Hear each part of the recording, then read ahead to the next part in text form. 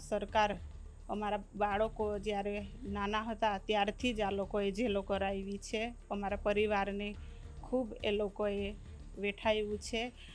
હવે ધારાસભ્યને લોકોએ યાદ કર્યા, કેમ કે ગયા વર્ષે પણ આ જ ટાઈમ હતો, ગયા વર્ષે પણ લોકો વચ્ચે હાજર નહોતા, એટલે એમના વતી લોકો પાસેથી માફી પણ અમે માગી છે કે હાજર નથી રહી શક્યા પ્રોગ્રામમાં. આટલું નાનું બાળક જોઈને જેલની બહેનોને આંખમાં આંસુ આવી ગયા હતા અને એ લોકોએ નાનું બાળક છૂટી જવું જોઈએ એવી રીતે એ લોકોએ અમને આશા વ્યક્ત કરી હતી.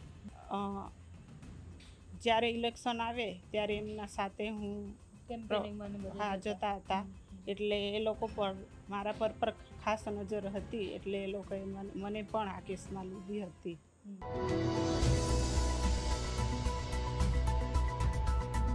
વર્ષા વસાવા અને શકુંતલા વસાવા આપણી સાથે છે. એમની સાથે વાત કરવી છે. સરસ આદિવાસી કપડાં પહેરીને આજે બહુ જ બધા કાર્યક્રમોમાં પણ ગયા હતા અને સરસ તૈયારીઓ કરી હતી. બહુ જ સાંજ થઈ ગઈ છે, બધા થાકી પણ ગયા છે.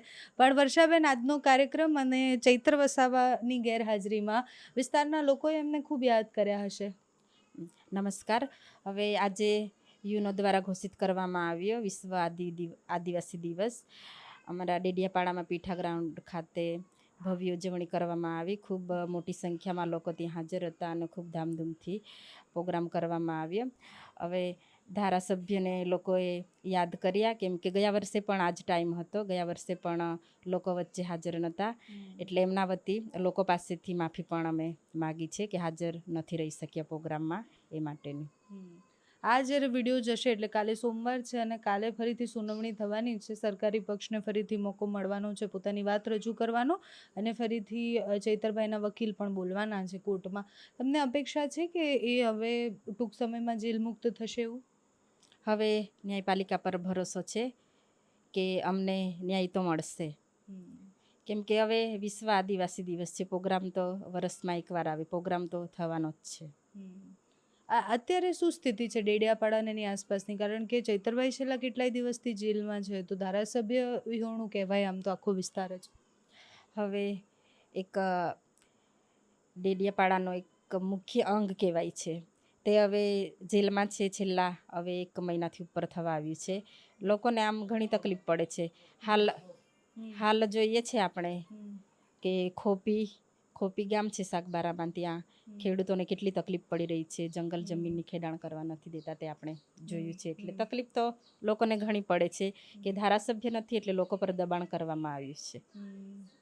તો આ ખોપી ગામની જે ઘટના બની છે, એ ખોપી ગામમાં કેમ આમ આદમી પાર્ટી કે પછી ચૈતરભાઈની જગ્યાએ તમે કે કોઈ પણ ના દેખાયા, આખી ઘટનાથી દૂર કેમ હતા? હવે અમારી ટીમ પણ ત્યાં ગઈ હતી. એ લોકો રોજ ત્યાં જાય છે, લોકો સાથે સંપર્ક કરે છે અને ત્યાં જાય છે. હવે ધારાસભ્ય નથી પણ અમે નથી ગયા, પણ અમારી ટીમ ત્યાં ગઈ હતી અને લોકોની સાથે ઊભી છે.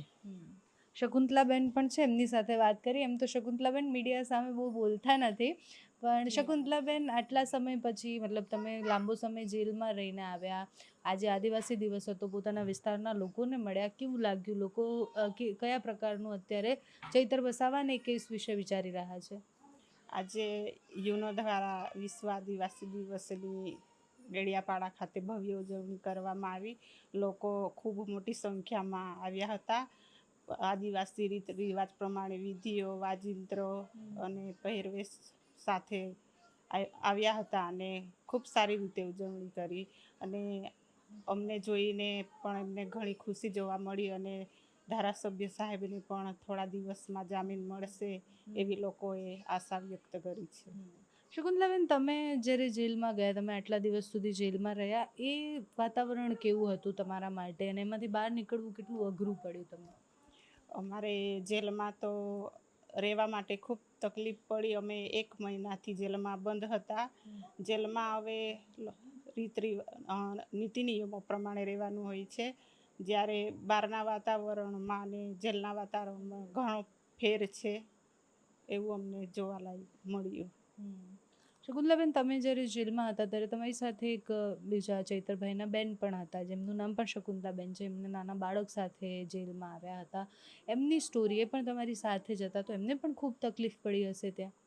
અમે જ્યારે જેલમાં ગયા ત્યારે અમને પૂછે છે કે તમે કયા કેસમાં આવ્યા, તો અમે કીધું કે અમે ચૈતર વસાવા સાથે આવ્યા છે અને અમને ભાજપવાળાએ કેસ કરાવ્યો છે. આટલું નાનું બાળક જોઈને જેલની બહેનોને આંખમાં આંસુ આવી ગયા હતા અને એ લોકોએ નાનું બાળક છૂટી જવું જોઈએ એવી રીતે એ લોકોએ અમને આશા વ્યક્ત કરી હતી. તો તમે જેલમાં જ્યારે હતા ત્યારે એ લોકોનું વર્તન કેવું હતું? કારણ કે તમે ધારાસભ્યના પત્ની છો, ઓલરેડી ચૈતર વસાવા પણ જેલમાં છે. બધા પર એક સરખો ગુનો લાગ્યો, 9 વર્ષની સજા બધાને થઈ, રોલ કોઈનો કોઈ પણ હોય, બધાને સરખી સજા કરવામાં આવી. તો એ 1 મહિનો કેવી રીતના તમે ત્યાં પસાર કર્યો? શું કરતા હતા ત્યાં? પરિવાર સાથે વાતચીત કરવા દેતા હતા કે કેમ? છેલ્લે 1 મહિનાથી અમે જેલમાં બંધ હતા.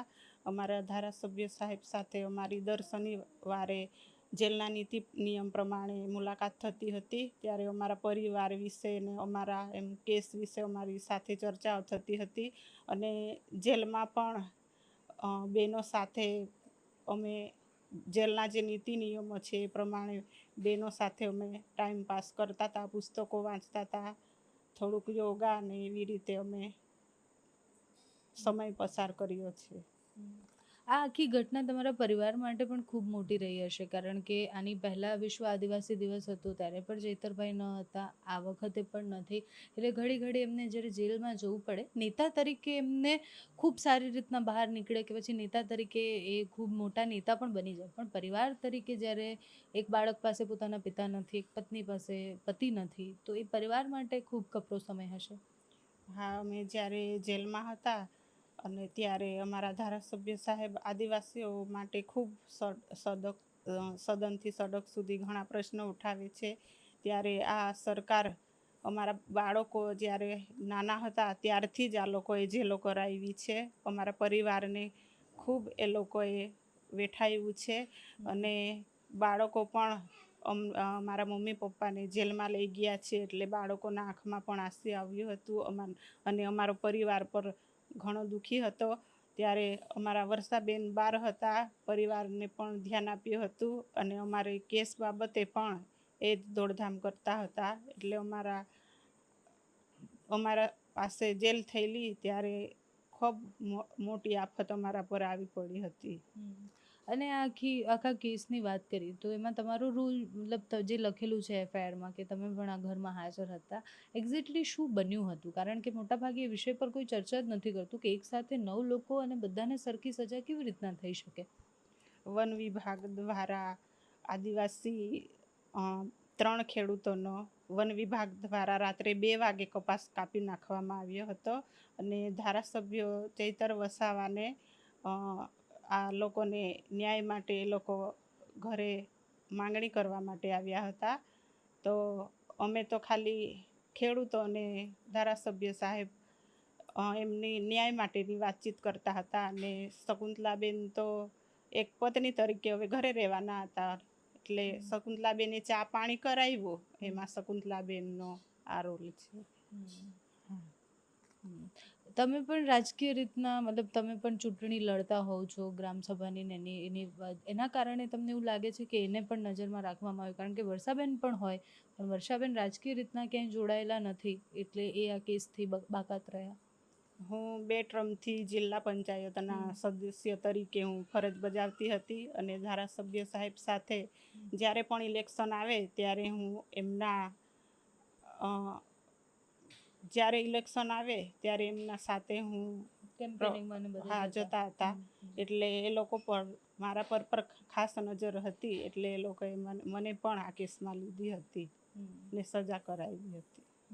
હવે તમને શું લાગે છે? કારણ કે હવે આટલા સમયથી સુનાવણી થાય છે, તારીખ પડતી હોય છે, કેટલો સમય તમને એવું લાગે છે કે આ સિલસિલો ચાલશે? અને આ બધાની વચ્ચે ભારતીય જનતા પાર્ટીના કોઈ નેતાએ કે કોઈએ તમને સંપર્ક કરવાનો પ્રયત્ન કર્યો હોય, જ્યારે શકુંતલાબેન પણ જેલમાં હોય અને ચૈતરભાઈ પણ, તમને મળવાનો પ્રયત્ન કે વાતચીત કરવાનો પ્રયત્ન કોઈએ કર્યો?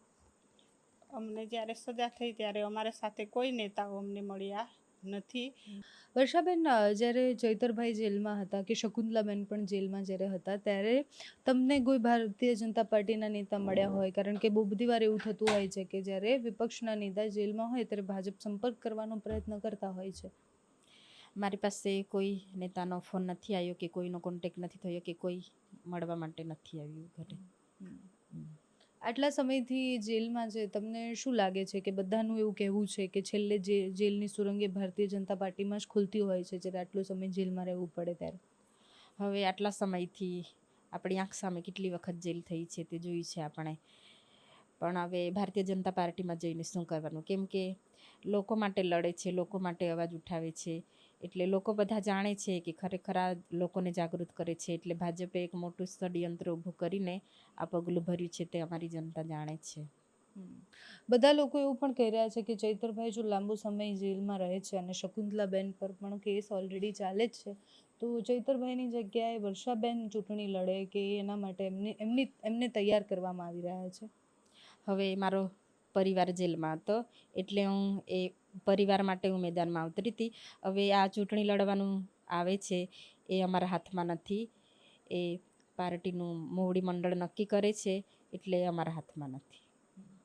એટલે આ હતા ચૈત્ર વસાવાના પત્ની વર્ષા વસાવા અને શકુંતલા વસાવા, બંને સાથે આદિવાસી વિષય પર વાત કરવાનો પ્રયત્ન. એટલે કારણ કે જ્યારે આની પહેલાં વિશ્વ આદિવાસી દિવસ હતો ત્યારે પણ ચૈતરભાઈ હાજર ન હતા, ત્યારે પણ એ જેલમાં હતા. આ બીજો એવો એક વર્ષ છે કે જ્યારે ફરીથી આ આખો વિસ્તાર જે છે ધારાસભ્ય વિહોણો છે. શકુંતલાબેન સાથે વાત કરીને સમજવાનો પ્રયત્ન કર્યો કે જ્યારે એક મહિલા અને જ્યારે તમે પોતે એમએલએના પત્ની હોવ ને તમારે જેલમાં જવું પડે તો એ કેટલું કઠિન હોય છે, આખા પરિવાર માટે કેટલું કઠિન હોય છે. ચૈતરભાઈના બાળકો પણ અહીંયા છે, એ આટલા સમયથી પિતા વગર છે, આખો વિસ્તાર એવો છે કે જે પોતાના ધારાસભ્ય વગર છે. એટલે હવે આ કોર્ટની હિયરિંગમાં શું આવે છે, આ સોમવારે જ્યારે આ રિલીઝ થશે ત્યારે અત્યારે હિયરિંગ ચાલતી પણ હશે અને એમાં શું નિર્ણય લેવાય છે, કોર્ટ શું નક્કી કરે છે એ જોવાનું રહ્યું.